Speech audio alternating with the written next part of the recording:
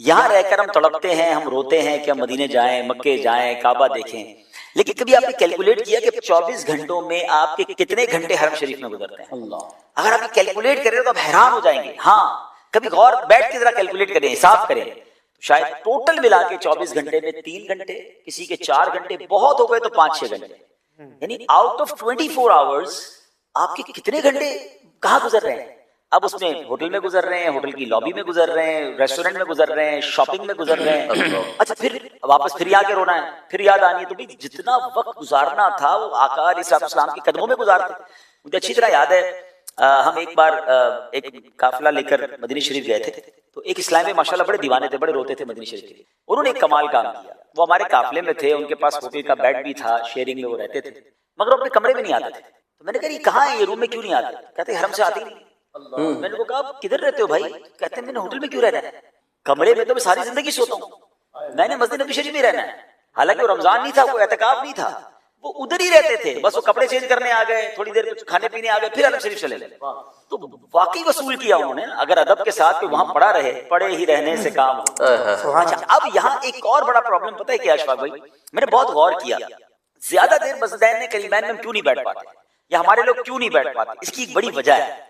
इसकी वजह यह है कि अनफॉर्चुनेटली हमें इनफरादी इबादत की आदत खत्म हो गई, हमें इज्तिमाई इबादत की आदत है। आप हमें इज्तिमा में बैठा दें 2 घंटे, नातखानी में बैठा लें, कहीं दोस्तों में बैठ के बैठा दें, हैं हम किसी जगह बैठकर सबके साथ तो कुछ इबादत कर भी लेते हैं, सही है, हम सलात तस्बीह पढ़ लेंगे, हम तरावी की नमाज भी पढ़ रहे हैं, हम अकेले बैठकर 1 घंटा, कभी अपने पाकिस्तान में इबादत की 1 घंटा बैठकर तिलावत की हो, तस्बीह पढ़ी हो, कुछ फिक्र आखिरत की हो?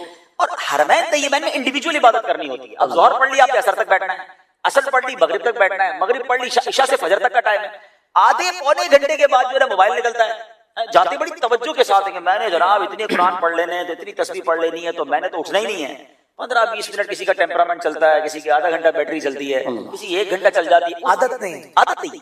अब उसके बाद वो मोबाइल निकलेगा। अच्छा, उसके बाद दोस्त तलाश करेंगे, यार कोई है कोई जिसके साथ जाके बैठूं, बातें करूं। हरम शरीफ के अंदर भी फिजूल बातें हो रही होंगी, सियासत पर बातें हो रही होंगी, हालात हाजरा पर बड़ी बड़ी आवाज में कह लगाए जा रहे होंगे। अच्छा, एक तो प्रॉब्लम यह है कि कुछ लोग ये समझते हैं कि ओवरसीज कॉल करने के लिए आवाज भी ओवरसीज वाली चाहिए। अच्छा, तो वो हरम शरीफ से जब पाकिस्तान बात करते हैं ना, तो मेरा ख्याल है 500-600 नवाजी हेलो, ऐसा लग रहा है पाकिस्तान आवाज पहुंचा रहे हैं। अच्छा, फोन के बगैर पहुंचा रहे हैं, ऐसा समझ बगैर फोन की आवाज इस्लामाबाद या गुजरांवाला पहुंच रही है, तो वो इतना चीखे। अच्छा, फिर वो जो बातें हो रही है सब सुन रहे हैं, ओ बच्चे का क्या हाल है, तो फला क्या कर रहा है, तो वो सो गया कि नहीं सोया? भाई वो सो गया, इधर वाले उठ गए, ठीक है ना? तो इतनी बड़ी आवाज में ये सोता हुआ जाग गया, वो बराबर वाला सोया वाला जाग गया, वो बच्चे का सुलाने की बात कर रहे हैं, तो ये इतना बड़ा मसला है। अच्छा, फिर इस फोन का जो अशफाक भाई गलत इस्तेमाल हो रहा है, काश या तो फोन छोड़ के चले जाएं, या एटलीस्ट होटल में रख के आ जाएं, या कम से कम हरम शरीफ के अंदर वो छोटा वाला एक फोन ले जाएं जिसमें वीडियो और ये सोशल मीडिया ना हो। अब एक अजीब तमाशा पता है क्या है, लोग अब या तो पता नहीं उनका दिमाग नहीं चलता या क्या है, वो लाइव अपने घर वालों को मंजर दिखाना चाह रहे हैं। अच्छा, ये भी नहीं पता लोगों को कि दोनों तरफ की वीडियो खोलना जरूरी नहीं है जी। आपने अगर काबा शरीफ के सामने वीडियो किसी को दिखानी है, तो आप अपने घर वालों को तो कहें अपना कैमरा बंद करें, तो वो काबा शरीफ तो घर वाले देख रहे हैं, आपके घर वालों को सारे लोग देख रहे हैं, तो वो उनको एहसास ही नहीं हो रहा कि खवातीन है बाज़ औक़ात किस हाल में बैठे हैं, किस हाल लेटा हुआ है अपने बिस्तर पर, उसको अजीब सा बाज़ औक़ात मंजर होता है, आप दूसरा का फोकस भी तब्दील कर रहे हैं। ये अदब की जगह है, मोबाइल जेब में रखें, इबादत करें।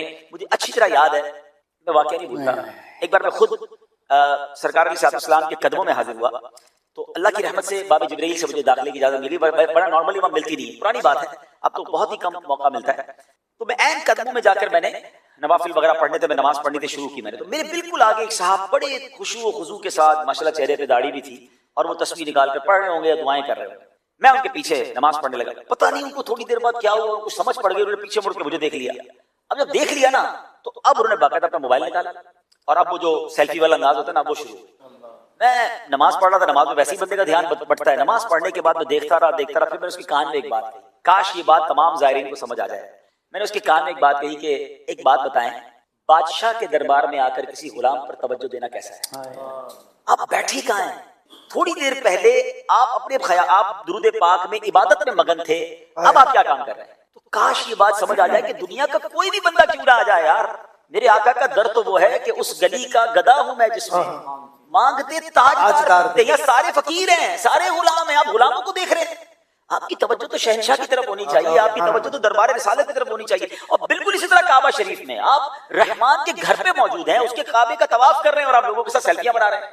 आप यकीन करें इसमें उन तमाम मशहूर लोगों को भी प्रॉब्लम होता है, उन मजहबी रहनुमाओं को भी मुश्किल होती है, और उल्टा लोग ही बातें करते हैं। यानी हम नहीं चाह रहे होते, लेकिन हमारे जैसे लोगों के साथ जब लोग सेल्फियां बनाते हैं तो लोग भी बातें करते हैं कि देखो यार इनको हरम पाक में भी चैन नहीं है। वल्लाह हम खुद तकलीफ में हैं, लेकिन इस कौम को कौन समझाए कि जो वहां तलाश कर रही है कि मेरी सेल्फी किसी के साथ बन जाए, यदि उनको शर्म नहीं आती कि काबे को पीट करके सेल्फी बना के भेज रहे हैं, गुंबद खजरा को पीट करके आप सेल्फी बना रहे हैं, बाज़ तो सहरी जारियों को पीट करके कि यार मैं अपनी तस्वीर बना के भेजूं।